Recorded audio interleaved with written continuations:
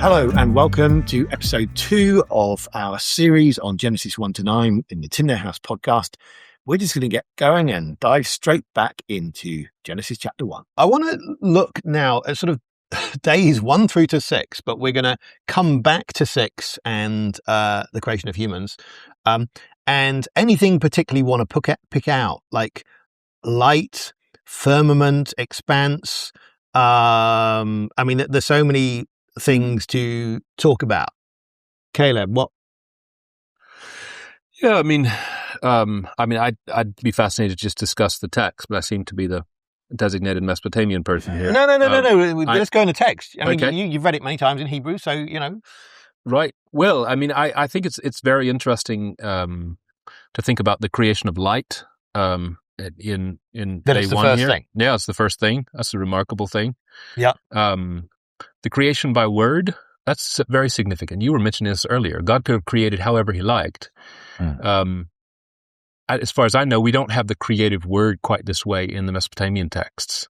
But there is an emphasis on this that of course, John picks up, that God makes by his word. And that seems to be very significant for how Scripture thinks about itself and talks about itself as God's word. I was going to ask you about that. Do you think us talking about the creation of light is even correct? You know, so normally God says something and then there's a particular word for making. Vayas, he makes something. Vayivra, he creates something. Here he says, let there be light, and we just get Vahi, or there was. So one thing we haven't yet dealt with is this word create, bara, which occurs in the first verse, and there is the word asa, and one thing you're saying is that when it comes to light, neither of those words is used. It's simply God says, let there be light. And so light is something that is not said to be created. And well, I guess I was asking the question, is it okay to talk about created light? I mean, if you think about John 1 that you mentioned, we're happy there with the distinction between whatever it is, panta ageneto, all things being created, and something simply the word was. And right. Can we see light here as just simply the eternal light is uncreated in that sense. Yeah. It just is in the, subtly in the text. But surely in John 1, the notion of the word being is over against becoming human and so on, right? So the becoming distinction is important in John. Or over against being made, I suppose. And so could this be the eternal outshining of God becoming visible rather than some sort of material thing coming into existence? That's what I'm raising, Right. Well, you want day and night. I guess my problem is it looks like before 1 verse 3 there wasn't light, at least in the scene. Yep. In this chapter, there was Koshek, yeah. There's darkness. Yeah. And then God speaks, and then there was light, and the way Paul talks about this, light shining out of darkness. Yeah, and sometimes becoming visible. Is that a way of seeing it? I mean, the dry land is the language of appearing there explicitly, isn't it? Was it Yera'e, Tera'e, something? So this word create, obviously, bara is only ever used with God as the subject.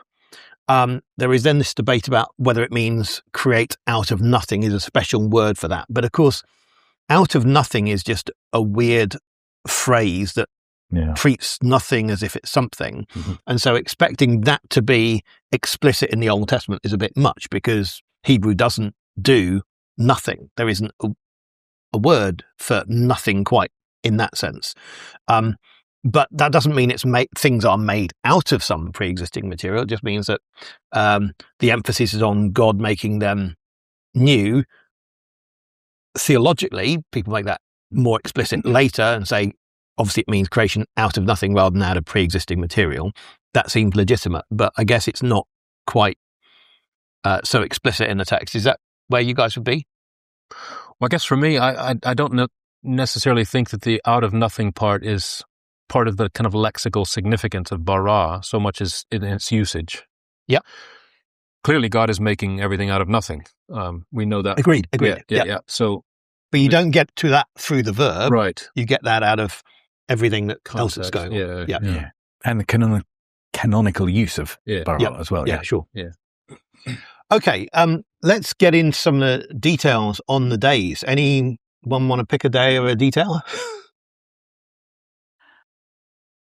Well, I mean, perhaps one thing to say is that God, and this will become important when we get to chapter 2, I guess, God is delegating as time goes on, isn't he? And so you're talking about things being made out of nothing, which clearly they are initially, but then it's quite explicit, isn't it? The earth sprouts forth. So in verse 11. So God is, if you like, delegating his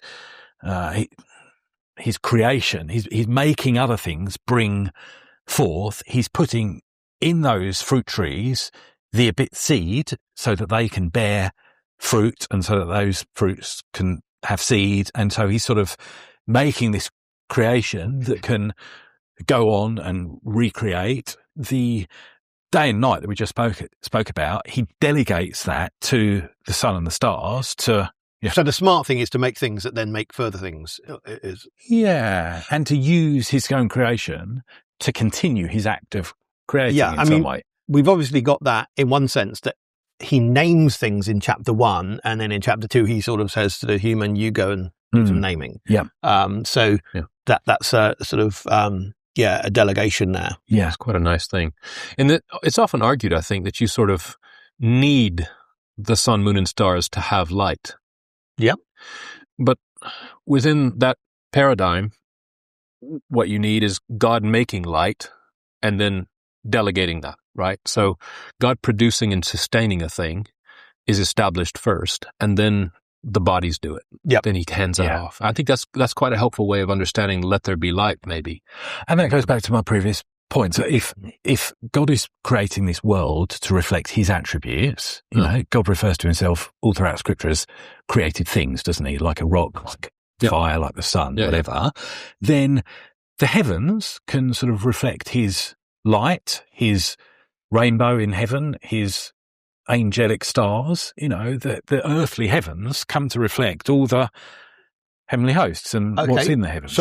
So I'm going to read some text so we can get into it about light. So verse 14, and God said, let there be lights in the expanse of the heavens to separate the day from the night, and let them be for signs and for seasons and for days and years, at which point, that's the ESV, the NIV has to serve as signs to mark sacred times and days and years.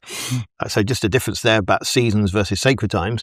And let them be in the expanse of the heavens to give light upon the earth. And it was so. And God made the two great lights, the greater light to rule the day, the lesser light to rule the night, and the stars. And God set them in the expanse of the heavens to give light on the earth, to rule over the day and over the night, and to separate light from darkness. And God saw that it was good. And there was evening and there was morning the fourth day. So just diving into that as an exemplary day, what do we make of it? I mean, one of the things that's often said in comparative studies is that this is a point of difference between Mesopotamian creation stories or creation stories in general and the biblical text, and that there's some polemic here, some argument against the ideas about how the world works. Because you don't name the sun and the moon, you just call them the greater light and less light. Do you buy that? It's possible. It's another one of these cases where it's like, the Bible is setting forth a kind of paradigm of creation that's different from the others, and you can see how, in some respects, it rubs against them more than in other cases. It's possible. Again, it's difficult to demonstrate that it's intended. It's certainly, by, as I said, occupying a space, it's certainly de-emphasizing by not naming that the Shamshu and the Yarech and that sort of thing, that the sun and moon. Shamshu and Yarech being the Mesopotamian or Akkadian words for the god of the sun and the moon. No. Well, Shamshu is also West Semitic and Hebrew, and Shemesh and Yarech. Yarech is the West. Probably behind the word Samson. Yeah. Okay, maybe. Yeah. Sounds good to me. But it doesn't name that. Now, there is an Ugaritic text, I think, where we've got this phrase for greater light. I think it's used of one of the heavenly bodies, not naming, but, so it's always relevant that this could be a way of doing things. But, James, what do you make of this? I mean, I guess my view of God kind of showing his glory in these things and showing the attributes of heaven is my general reading of it. I think one thing worth noticing is God sets these things, these stars, in the expanse. So they ten otam. Expanse, sometimes translated firmament. Yep.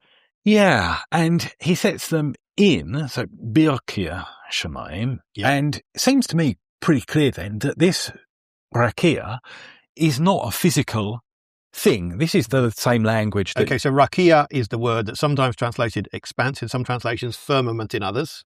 Yeah, and I think people want to say sometimes this text, Genesis 1, conceives of the Rakia as some iron dome that's solid and whatever. Yep. And I get that etymologically it can go back to things to flatten. There's sometimes the word rakat means to hammer out a metal. Yeah. Yep. But I mean, it's often not used like that. Certainly in rabbinic literature, it can just refer to like a third heaven and those sorts of things. But I just think most naturally taken, you know, if you set something in the rakia, it's the same language as, I don't know, he put the table in the tabernacle. It just naturally sounds like the rakia is this vault, is this expanse, and that you're putting stars in it. You're sort of positioning, you're not studding them on some iron dome or whatever.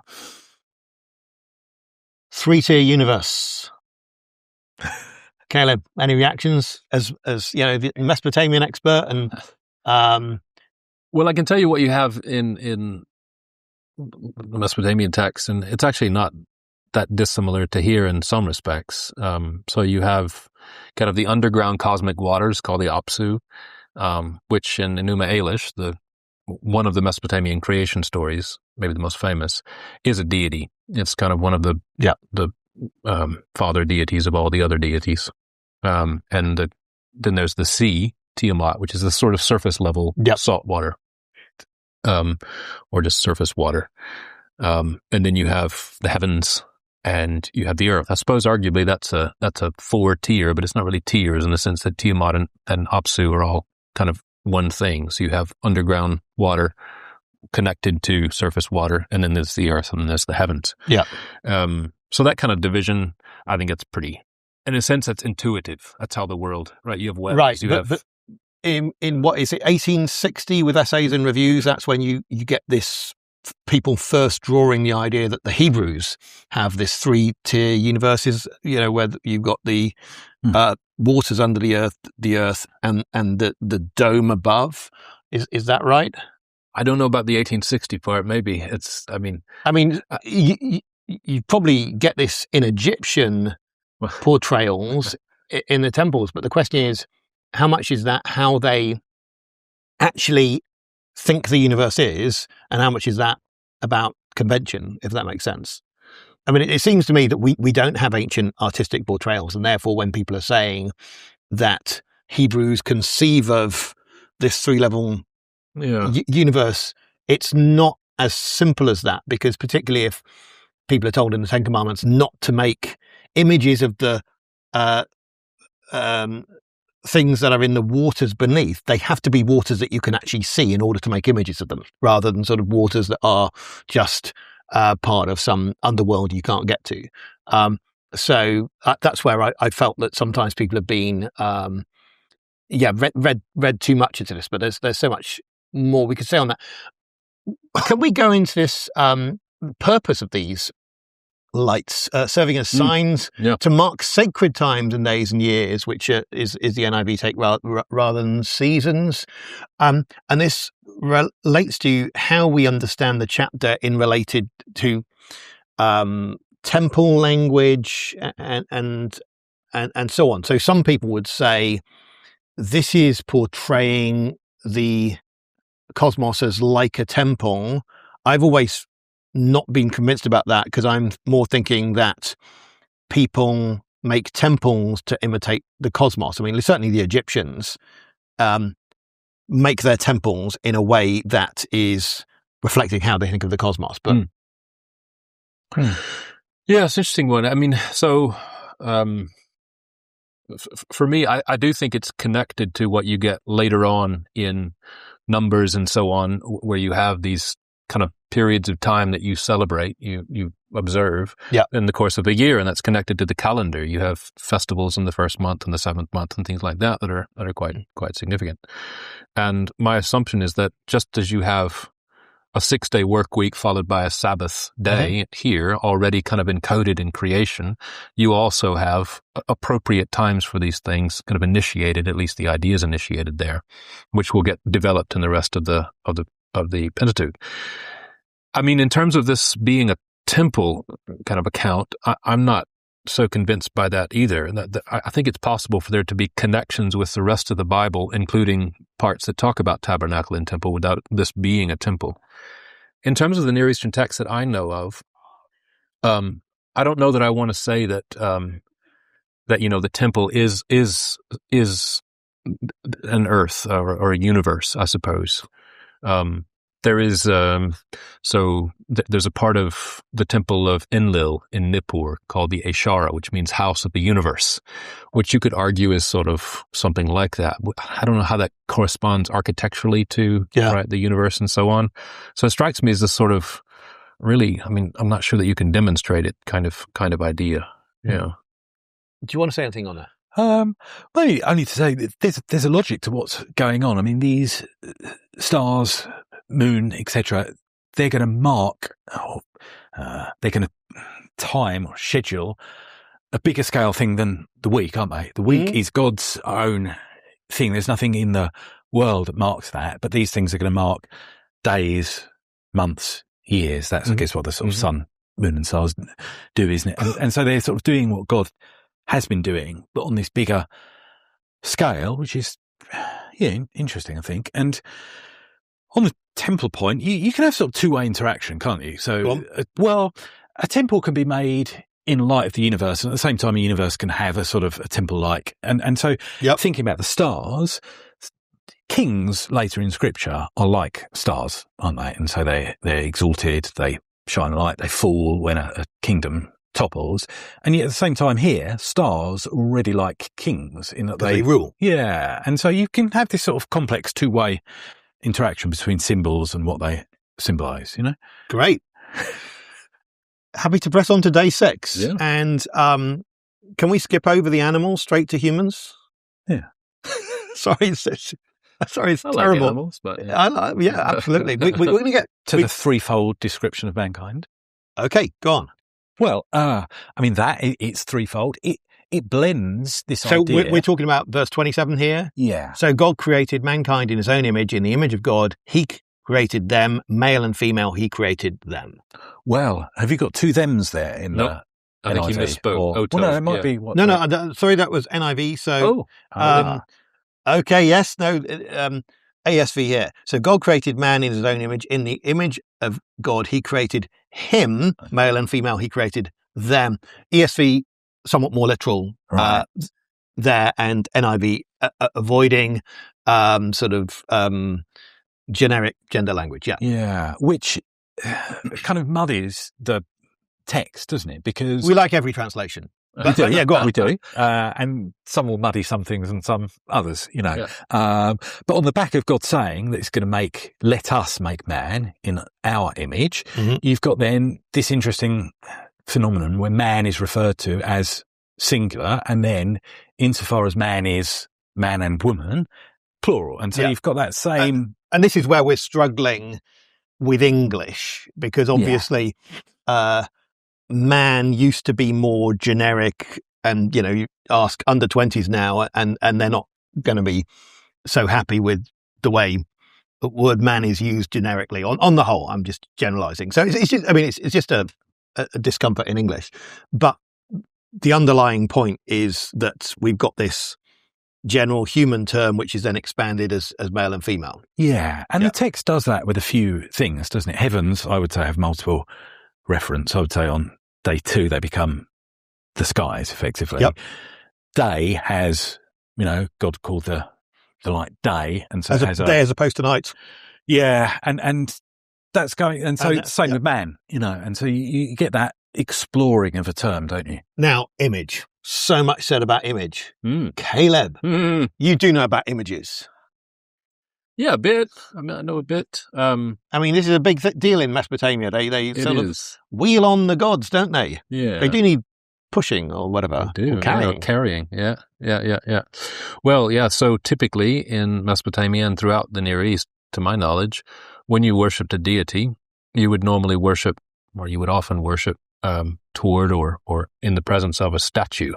So there would be a kind of physical manifestation of a deity. Difficult to know how that related to the kind of metaphysical reality behind that. So they might think that the god is in the statue or something. Yeah. Something like that, or the god is the statue, and it kind of talks that way, right? This is the god in front of you. But equally, you can talk about the deity being elsewhere. In sort of the same breath. Is that a contradiction? Difficult to know how they kind of conceived of it. Now, that statue could be called a tsalmu, which is tselem. So the Hebrew word tselem, and the other word in parallelism is demut. Or demuth. And so salmu would be the Akkadian equivalent, just the u is a sort of case ending at the end. Yeah. So there's a kind of cognate word, and the idea... So you could have a statue, and that's a salmu. Yeah, that's right. Yeah. Or just an image of oneself. Yeah. Yeah. You could have that of king, for example. Yeah. Yeah. So you would typically worship the deity in connection with a physical object that was anthropomorphic. It looked like a human. And there are rituals that kind of convert the statue from being an everyday object, an everyday statue, let's say, to being the deity. Yeah. It's to do with opening the mouth or whatever. Yeah. So in the light of that, and also there's this Aramaic inscription, the Tel Vakerie inscription, where we've got the equivalent Aramaic word, not just for the Selem, but also for Demuth, where that pair of things is used very explicitly of a statue. So a king in this case. Yeah. So in that case, we're understanding, in the light of these comparative evidence and also what we find in the Bible, that it's saying that humans are a visual representation of the invisible God. Yeah, exactly. And they are a bodily representation of the God who doesn't have a body. Right. So in Mesopotamian texts, there are stories about how humans are made. So in Atrahasis, for example, also in Enuma Elish, but in other places. And typically what happens is a birth goddess pinches off, just typically how the action is described, some clay, and molds it into a human, and then it's made to be a human, usually by mixing it with the blood of a dead deity. Yep. So in Enuma Elish, after the battle is over, the general of Tiamat, called Kingu, is killed, and his blood is used to sort of mix with clay and make humans. And the role of humans in that setting is to bear the work that the gods don't want to do, essentially. So therefore, the human in that context is got a little bit of, if I can say, divine DNA in them, a bit of blood. Yeah. And that's nice, but they're still slave class. They're slave class. Exactly. Yeah, Whereas what we've got here is something really, really dignified. I would say it's quite dignified, quite significant. Yeah. So, you don't have here sort of, you do have the humans working later, and the Lord sets them to working. That's true. But there isn't this kind of sense of the gods all being frustrated by their tasks, which you normally get in the Mesopotamian stories, and needing to slough it off on humans. So they make humans to make that possible. Rather here, there's a kind of dignified work within God's kind of under God's providence, God's kingship. And so I would say this is more dignified, in my view. So the idea of the humans being the image of the deity, that's quite significant to my mind. I mean, people cite... Unique. Yeah. So people cite kings as being images of deities, and sometimes you get Assyrian kings being called the sun god of their people and so on. And occasionally you even have deification of kings in Mesopotamia, particularly in early periods, and it happens often in Egypt. But this is a different kind of thing. Does it make, in some sense, every human a ruler? Obviously it uses the word rule here, but every human is regal, royal. Yeah, I mean, often the term vice regent is used here, and I think that's fair enough. I mean, they're set to rule over. Yeah, I think that's quite nice. That's amazing. Yeah. So really, what we're seeing is a lot of distinctive stuff from other creation accounts. What are you seeing, James? Particularly like right through to the end of the chapter, we've got food instructions, we've got all sorts of stuff. You got loads of thoughts on it. Yeah, I mean, yeah, there's a lot. I mean, I guess one thing it's doing is it's continuing what's already started. And so whereas the earth was to bring forth, the sun and moon was to continue what God had, now man is to continue God's rule, in a sense, to exercise dominion and these sorts of things. So there's a continuity with what's gone before and with what's going to come. So the giving of food to eat to the man is going to be precisely what's zoomed in on in chapter 2 onwards. So again, these two things fit together.